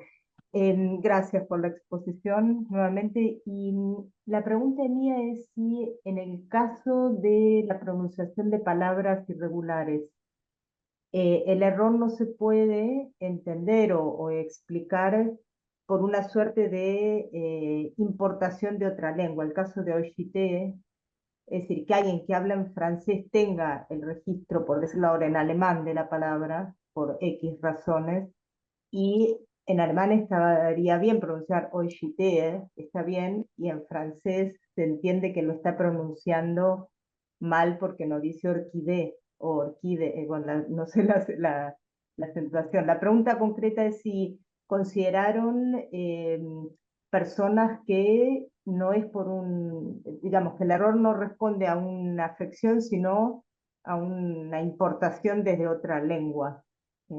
Sea del griego, por ejemplo, el ejemplo de Harakta, Karakta, Sharakta, de esa Ji griega, que es el caso de Oishite. Efectivamente, desde un punto de vista epistemológico, esas palabras, esa diferencia entre CH en francés que se pronuncia que, ush, viene del griego, justamente algunas palabras conservaban esa forma de pronunciarla y otras no, pero eso es una manera de la evolución de la lengua, pero hoy en día ninguna persona sabría en francés que está pronunciando sh u k porque viene del griego. En general lo van a hacer porque están expuestos poco a esas palabras o más a esas palabras. Y para responder a tu pregunta del bilingüismo o del multilingüismo, lo que testeamos a esas personas, siempre les preguntamos en cuestionarios sobre otros idiomas que hablan. Es cierto que en el contexto de Quebec, la mayoría de la gente tiene conocimientos de inglés, pero eso no significa que sean bilingües. Ninguna de las personas que participaron acá era bilingüe inglés-francés. Eran personas como cualquiera de nosotros que tiene conocimientos de inglés, pero que toda su vida pasa en francés. Es decir, que sería difícil pensar que eso podría explicar por qué lo leen de esa manera. Bueno, está Gracias. Juan ahí también. No sé si. Hola Juan, buenísimo verte. Qué lindo, muchas gracias por invitarnos, Yamila, y muy linda la presentación. Yo vi que estabas trabajando con el modelo triangular y por lo que me acuerdo, el trabajo de obtener, digamos, las representaciones fonológicas es partido, ¿no? O sea, la irregularidad y la regularidad en estos modelos es de hecho, eso es parte de lo que fue buena medida la discusión que tuvieron con los modelos de doble ruta de otros como Folhard. Y el trabajo en realidad era como repartido. Ahí me pregunto si había un efecto, por ejemplo, de las palabras irregulares, pero de alta frecuencia y baja frecuencia, que entiendo que unas dependen más de la semántica que otras. Y la otra es, y creo que recordar que usaban como argumento a favor del loop semántico, la idea de homófonos, de palabras que digamos, que suenan, en realidad palabras que pueden tener dos pronunciaciones distintas en el contexto que quizás requieren distintas lecturas que también requieren de la semántica para desambiguar. No sé si han visto, si en los datos de ustedes tienen eso o cómo se podría poner. Interesante la pregunta. Para responderte, pasé los modelos muy rápido, es decir, la explicación de todos los estudios que tenemos están basadas en esos modelos, efectivamente mucho más en profundidad, pero sí, efectivamente, los modelos triángulo, como este modelo, esperen que se voy a mostrar en la diapositiva que estaba acá. En esta diapositiva, este modelo, básicamente, en este modelo, el concepto de palabra irregular no existe. Lo que van a decir que son palabras inconsistentes. Es decir, yo tengo una secuencia de letras y esa secuencia tiene o solamente siempre una única fonología o le puedo dar diferentes sonidos que... Entonces, porque este modelo, digamos, la idea de regla, este modelo no tiene reglas, a diferencia del otro modelo. En el modelo de doble ruta hay los léxicos donde almacenamos la palabra que conocemos, y por otro lado en la ruta no lexical tenemos reglas que convierten las letras en sonidos y viceversa también, pero en este modelo no hay nada más que un mapping como, no sé cómo traducirlo, un mapeo, una transferencia entre ortografía y fonología sin haber reglas. El sistema aprende solo en función a lo que está expuesto. Y justamente como el sistema aprende solo en función a lo que está expuesto, cuando aparecen palabras inconsistentes, muy raras, como lo que decías vos, de baja frecuencia, pero este modelo no va a hablar de baja frecuencia de una palabra, sino que va a hablar de baja ocurrencia de esa correspondencia, como la CH en francés y que. En ese caso necesito de la semántica porque como este modelo aplica estas consistencias todo el tiempo, va a tener una tendencia a aplicar la misma ocurrencia cada vez que encuentra CH y se va a equivocar. La manera de no equivocarse es con la intervención de la semántica. Pero tú Tu intervención es muy acertada en relación a los modelos. Este modelo, de hecho, no habla de nada que sea irregular, va a decir palabras inconsistentes o consistentes. No sé si respondí a la pregunta. Hay otra parte que quizás me... No, tenía que ver con si los distintas frecuencias, digamos, si hay un efecto que tiene que ver con la frecuencia de la palabra irregular, que vos puedas decir, bueno, en mis ítems, como algunas palabras irregulares que son de alta frecuencia y otras que son de baja frecuencia, si no recuerdo mal, las que son más sensibles a las semánticas son las de baja frecuencia, o las más inconsistentes en esa correcta decisión. Pero Las no sé si más... tiene alguna parte más. De las palabras... Gracias por la precisión, porque las palabras que más se perjudican para la lectura son las palabras inconsistentes o, si querés, irregulares de baja frecuencia.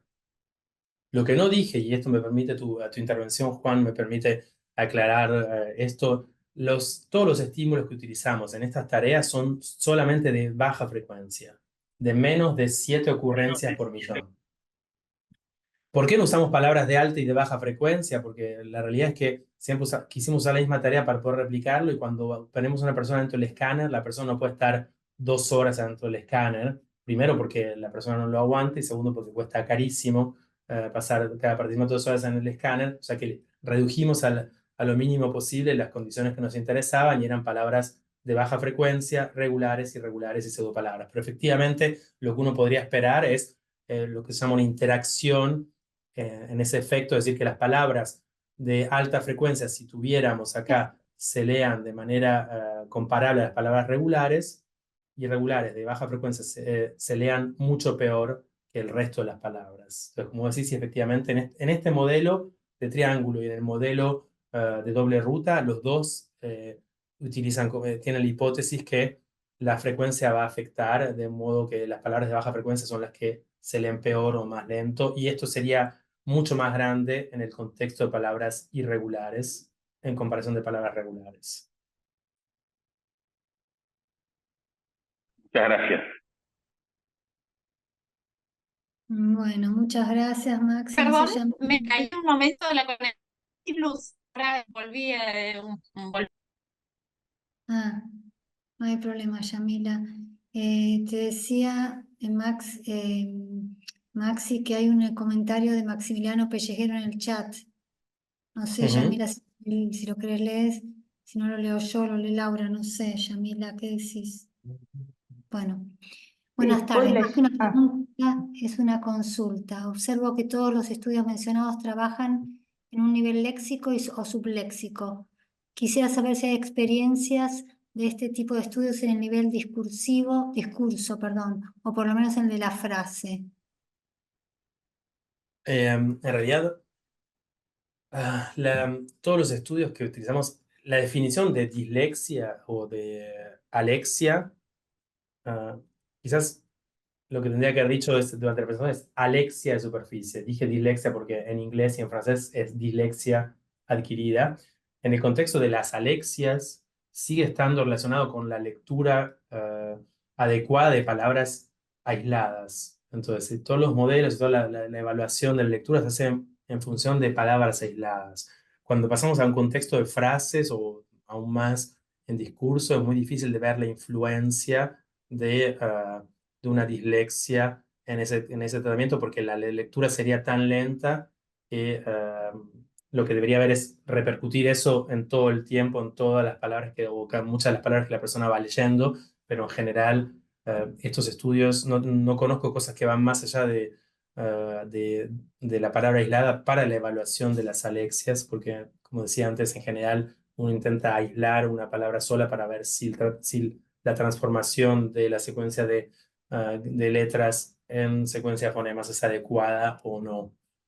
Quizás haya otras personas que trabajen en dislexia, y sobre todo en niños que podrían responder mejor a esta pregunta. Estaba José por ahí, no sé si José está todavía. Sí, ahí te veo, José.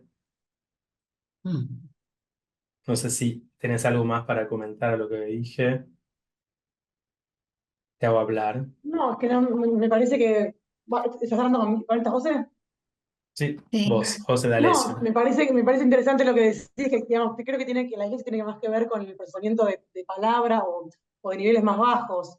Entonces, no sé si hay mucha más sobre niños, pero quizás haya alguien que sepa más sobre niños acá o que tenga más experiencia en dislexia en niños que pueda sumar algo más.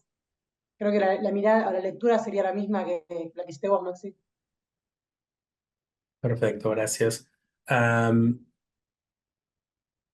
No sé, o sea, básicamente es eso, como la evaluación de la dislexia o la alexia se hace con palabras aisladas porque uno lo que intenta ver es la decodificación entre la ortografía y la fonología. Si uno utiliza oraciones donde ya entra mucho más la entonación, la prosodia o discurso, que es mucho más una lectura de un texto, donde también entra en juego la concatenación entre oraciones, todo eso, en realidad son funciones lingüísticas de más alto nivel que también se verían impactadas por las dificultades de decodificación de la alexia y la dislexia, pero que se pueden evaluar mucho más fácil con palabras aisladas. No sé si respondo la pregunta. Maximiliano Pellejero la preguntó, no sé si está acá. Sí, muchas gracias. No sé si se escucha bien, estoy con problemas Sí, técnicos.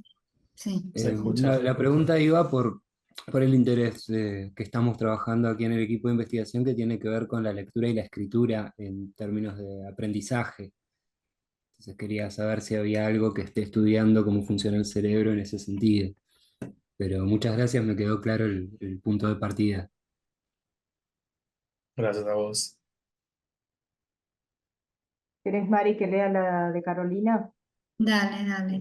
Dice Carolina, bueno, agradece la presentación y lo que comenta es, entiendo que la explicación que dan predice entonces una modulación en los tiempos de lectura que depende del grado de pérdida auditiva. Es así, a mayor pérdida auditiva, menores tiempos de lectura en palabras irregulares. ¿Hay algo de eso evaluado en los adultos mayores y en otras poblaciones, por ejemplo, en personas con sordera prelingual? Pregunta muy interesante. En realidad, como decía en respuesta a la pregunta de Yamila, nunca hasta ahora habíamos evaluado el tema de validar la hipótesis que teníamos que durante el envejecimiento normal hay una pérdida auditiva asociada a este envejecimiento normal y que esto podría repercutir en cómo la gente va a leer o qué estrategia va de manera implícita, lo repito, cuando digo estrategia no es que la persona lo haga conscientemente, qué estrategia va a utilizar la persona para leer esas palabras. Y efectivamente la interpretación es correcta de Carolina. Cuando a mayor pérdida auditiva deberíamos ver una mayor preponderancia de una estrategia de lectura de palabra completa. Ahora, esto se lo podría decir quizás en unos meses. Tengo una estudiante que está haciendo su doctorado acá y acá tenemos, en Argentina los fonoaudiólogos son también audiólogos, pero acá audiólogo es una carrera separada y ella es audióloga justamente y su segundo estudio está relacionado con personas con envejecimiento normal y el tratamiento del lenguaje, ¿no? De la morfología, es decir, es que la morfología, esas pocas letras que tienen un significado en común, es que las personas adultas mayores que tienen una pérdida mayor auditiva van a tener mayor impacto, es decir, que van a pasar por de lado esta información morfológica, van a ir directamente a la palabra entera en lugar de concentrarse en algunos sonidos. Lo que está haciendo la estudiante esta ahora va a comenzar a testear en septiembre, pero la ventaja es que como es audióloga, ella va a hacer toda una evaluación audiológica de todos los participantes y vamos a poder saber exactamente cuál es el grado de pérdida auditiva de cada uno de los participantes para ver si esto sí efectivamente tiene un impacto en lo que las personas perciben auditivamente para el tratamiento del lenguaje. Pero por ahora, no, de mi conocimiento, no hay mucha literatura al respecto en envejecimiento normal. Perdón, volví. Era pregunta de Caro Gracias. Gattei. Ah, claro. No sé Digo, si. no está. Sí, que estaba, no sé si ahora me caí yo, así que no sé si la perdimos también a ella en el camino, pero es Caro Gattei que están trabajando con niños con hipoacusia, y no sé si Ok. está por ahí también Analita Bo, que trabaja con ella. Caro sigue Ay, estás por estás Sí, ahí. acá, estoy bien. acá. Perdón, es que no te veía, perdón. Bien. Ok, Perdón, y si siguen preguntas, a mí se me perdió lo que estaba en el chat con la Ah, caída, así que dale. Continúo, sí. No sé Entonces, si queda. Florencia ahora. dale. No, Agradecen Florencia. desde Panamá. Dicen que son un grupo de 5 fonoaudiólogas que están escuchando desde Panamá. También agradece Alejandra Gil, Geraldine Malato y Florencia. Dice, antes que nada, muchísimas gracias por la presentación, muy clara e interesante. Un poco en línea con lo que preguntó Andrés, me gustaría saber qué ocurre con las palabras que no presentan una correspondencia biunívoca entre grafemas y fonemas en el español, como casa, queso, kilo, por ejemplo. ¿Se podrían tomar como palabras irregulares o no? Yo creo que tendría que ser, viendo kilo, por ejemplo, kilo siempre tiene la misma pronunciación, ¿no? Es k. La letra de acá siempre se pronuncia k. O sea, eso me parece que quizás estoy perdiendo ya mi español. En el contexto de casa, sí, porque la C puede pronunciarse como celeste o casa, o queso para pronunciar la U, ¿no? En este caso, lo que dije antes son palabras que tienen reglas contextuales o inconsistencias, si se quiere, contextuales, no serían palabras irregulares en el sentido en el que las conocemos en el inglés o en el francés, básicamente. Pero sí, por ejemplo, Cristina Burani había hecho varios estudios en niños y en adultos aléxicos, básicamente, en el que mostraba que esas reglas contextuales que también existen en el italiano tienen un impacto en la lectura y en el tratamiento del lenguaje, es decir, que se leen más lento o las personas se equivocan más cuando las van a leer justamente porque tienen varias posibilidades de pronunciación. Entonces sí, en ese caso yo diría más que nada palabras con reglas contextuales o más general inconsistentes, pero efectivamente sería un intermedio entre algo completamente irregular y algo completamente irregular, como podemos ver en el francés o en el inglés. Gracias, Mar. Ana Marín agradece la presentación y consulta si notaron diferencias de acuerdo a la cantidad de sílabas que componían las palabras testeadas. Otra pregunta interesante. En este caso, solamente todas las palabras estaban apareadas por el número, por la cantidad de sílabas y la cantidad de fonemas, es decir, que no había palabras más cortas o más largas entre las tres condiciones. No podíamos, justamente porque queríamos evitar el hecho de que la palabra sea más larga en sílabas o más larga en cantidad de fonemas, tenga un impacto sobre el desempeño de las personas cuando las leían. Sería interesante hacer estudios para ver si esto tiene un efecto. En otros estudios que hicimos también, un artículo que va a salir ahora eh, con la misma estudiante Audrey, la misma estudiante que es audióloga, de las que les hablaba, un artículo que salió ahora en Behavioral Research Method, lo que mostramos sí, efectivamente, que para la lectura en voz alta hay un efecto de la longitud, como es esperable. Cuanto mayor es más grande la palabra, más tarda uno en empezar a pronunciarla. Recordando que la variable que nos interesa, el tiempo de latencia, es no el tiempo que tarda en pronunciarla, sino el tiempo que tarda desde que ve la palabra hasta que empieza a pronunciarla, es decir, la planificación articulatoria. Pero en estos estudios que les presenté, estaban emparejados los grupos de palabras por la cantidad de sílabas. Gracias, Max. Carolina Gatey pide los contactos cuando los puedan compartir. Y Gabriela Comezaña lo que pregunta es, si no comprendí mal, los adultos jóvenes de sus estudios parecen no usar la vía léxica en la lectura de palabras regulares. Tenía entendido que los lectores entrenados, una vez que almacenan muchos términos en su diccionario de formas de palabra, recurren a ella porque es más veloz que la subléxica. Es una excelente pregunta que está en relación a la otra pregunta que tuvimos con respecto a la frecuencia.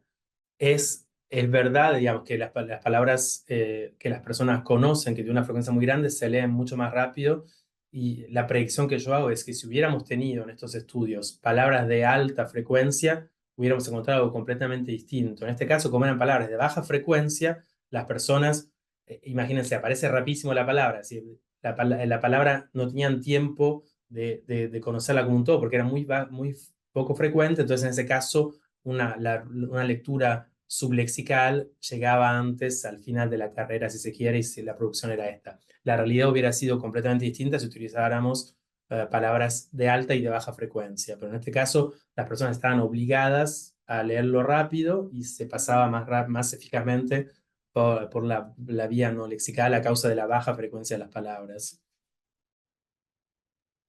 Bueno, nuevamente gracias, Max. Carmen Concha Nolte nos dice que se conectó desde Washington.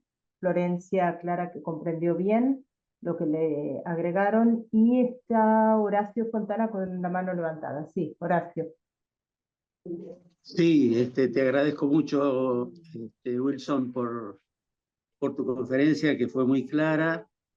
Y quería preguntarte si esa diferencia entre los adultos mayores y los adultos no tiene que ver también con un tipo de formación diferente.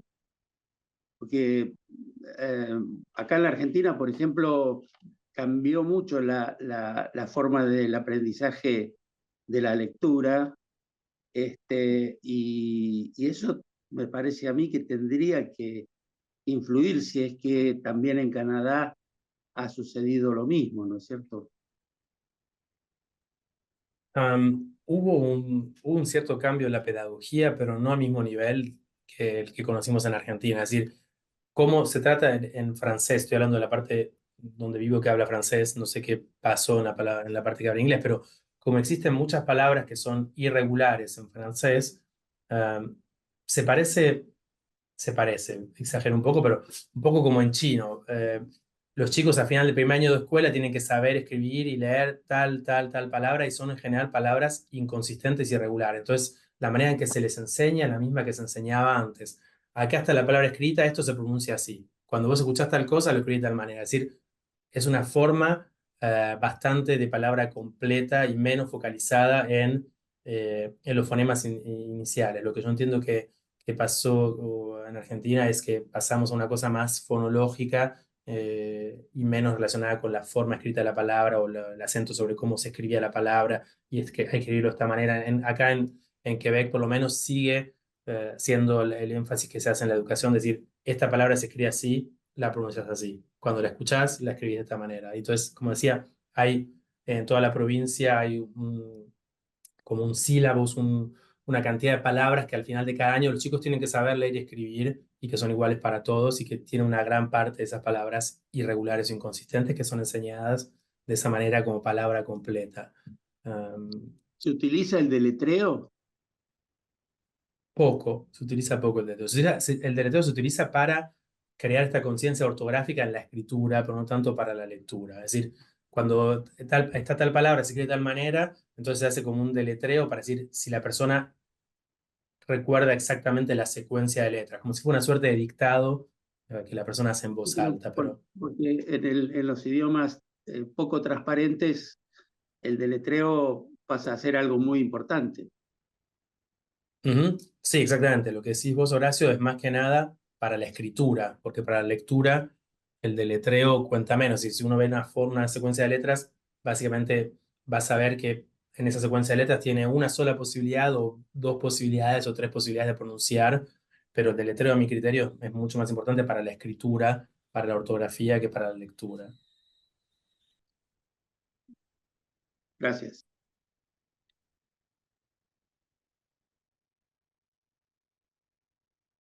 Bueno, comentarios no hay más. Yamila, ya tenemos, bueno, Alejandro Campo dice muchas gracias, buen aporte a la comprensión del proceso cerebral en relación a la lectura. Ese es nuestro último comentario. ¿Yo puedo hacer una pregunta más? Claro. Rápido. No, porque me quedé Si Maxi pensando si no no podía haber... Si Max no es acá, sí, perdón. Perdón, Max, ¿podés? Sí, tenemos una hora menos acá, así que todavía no son las 4. No, me quedé pensando si no puede haber un sesgo de selección, como que, a ver, tal vez tengo una catarata de prejuicios que voy a tirar acá, pero tal vez la gente más grande, más vieja, que sale de su casa para ir a un experimento, solo sale si realmente está interesada en cuestiones del lenguaje. Mientras que los jóvenes están todos medio ahí al pedo, salen a la universidad y dicen, bueno, qué interesante, voy para allá. ¿No puede haber algo de eso? Es una interpretación con la que estoy de acuerdo parcialmente, pero la realidad es que eso se aplica a todos los estudios que hacemos en todos los dominios.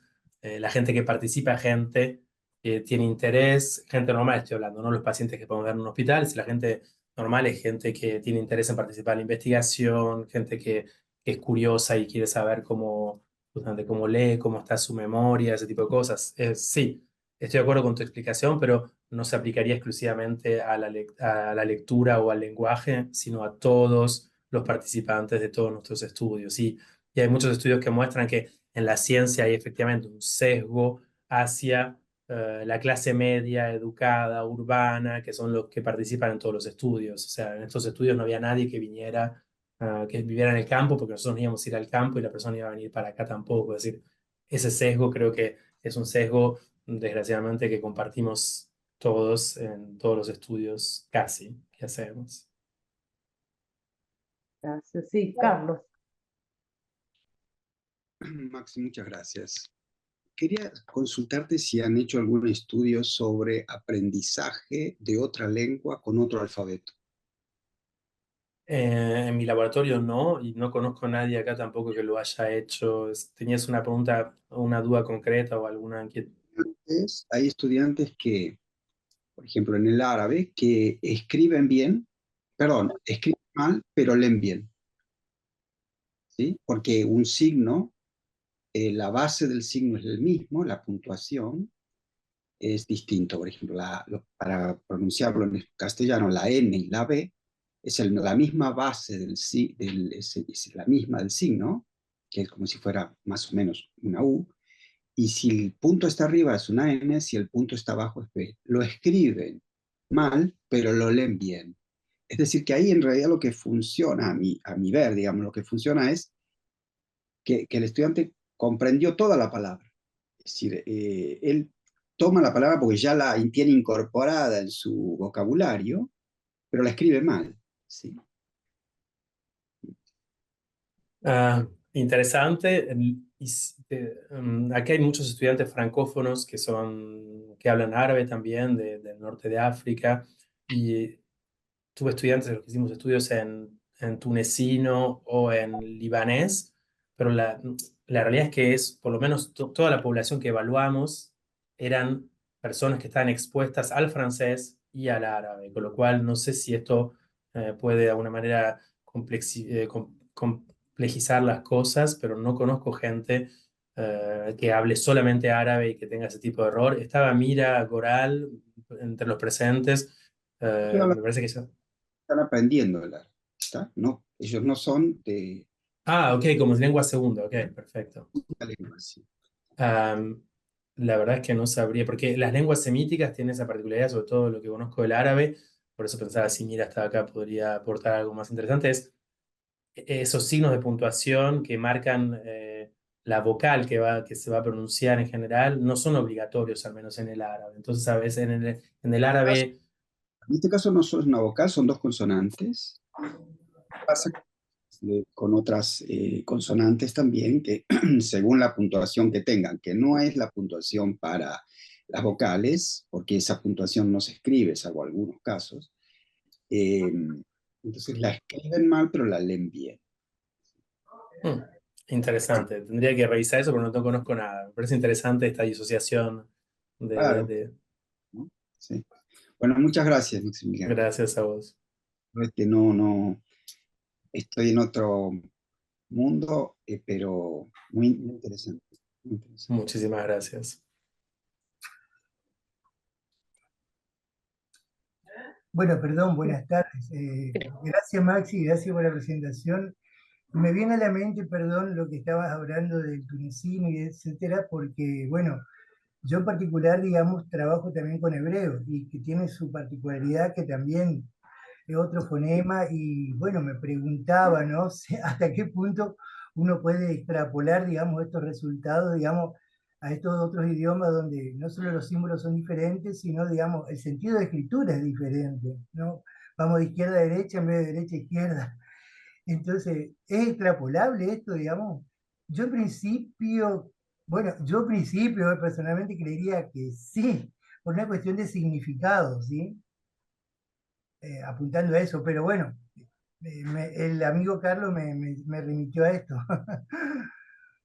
En realidad, lo que pienso, Alejandro, es en relación a lo que no conozco mucho esto de las lenguas semíticas, pero se me ocurre que es toda otra clase distinta. En principio, lo que estamos viendo acá se encontró en inglés, se encontró en francés y con relación a los tiempos de latencia se encontró en casi todas las lenguas alfabéticas. Ahora, si esto se puede traducir a una lengua semítica que no es alfabética, o si no me equivoco, no es alfabética, una lengua semítica, porque no tiene, todos los sonidos no están representados, son las consonantes. Básicamente, perdón, Max, claro, Maxi, las vocales no están representadas, por lo menos en lo que es el hebreo moderno. Son consonantes. Y el contexto ayuda a que vos interpretes si va o no va la vocal, digamos. Salvo en hebreo antiguo, que sí están las vocales con puntitos y rayitas, ¿no? Están indicadas. Pero en definitiva no, entonces, bueno, nada, a uno le surge la pregunta, ¿cómo funciona el cerebro en esas cuestiones? Y sería esperable que las trataran como palabras irregulares, ¿no? O con por lo menos más parecidas a con mayor dependencia contextual.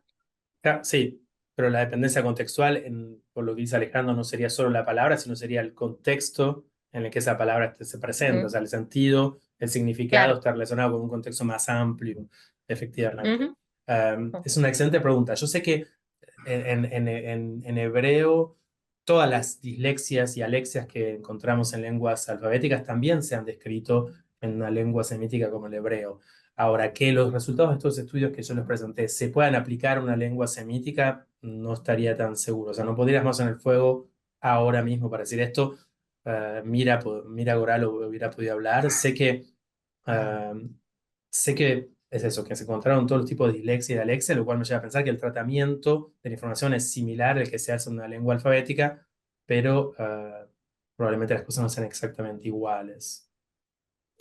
No, correcto. Si todo va bien en el segundo semestre, la tendremos a Mira para que nos responda.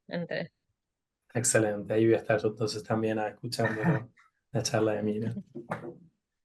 Muchas gracias, Maxi, muchas gracias a todos. Muchas gracias a ustedes por las preguntas y por la participación. No sé si hay tiempo de una última pregunta, Yamila, en el chat o no. Hay una pregunta más que creo que Josefina Gurdias Rendek dice que me quedé pensando en el lóbulo temporal anterior y la importancia de su activación, y que esto le hace preguntarse sobre la estimulación, supongo que sobre si es posible. Me imagino yo que tiene que ver con la posibilidad de estimular, ¿no? Estimular como la TMS, es la estimulación magnética transcraniana, ese tipo de estimulación eléctrica al cerebro o estimulación de... No, me imagino, no, sí, perfecto. Ok, es ese tipo de estimulación. El problema con el lóbulo temporal anterior es que está, y por eso es que en realidad recién ahora los estudios en los últimos 10 años aparecen estudios que logran ver esta activación del cerebro, porque está en realidad detrás de una bolsa de aire, que son los senos que están acá, y detrás de los ojos, con lo cual es una zona que está muy lejos de la superficie para ser estimulada con la resonancia, con la TMS, con la estimulación magnética transcraniana. Es bastante difícil de ubicar esa zona. De todas maneras, la TMS es bastante difusa, con lo cual si quizás se estimula una zona cercana, también se termina estimulando el lóbulo temporal anterior, pero sería difícil de saber exactamente de marqué esa zona básicamente como una estimulación por la ubicación anatómica. En realidad me refería más a la necesidad de estimulación para el trabajo en las dislexias y alexias. Entonces era el otro tipo de estimulación, la más evidente que era la estimulación. Yo he entendido eso. Sí, sí. En realidad creo que cuando estamos hablando de una dislexia o una alexia, más que la estimulación, estamos hablando básicamente, si es tu pregunta, Josefina, más que nada de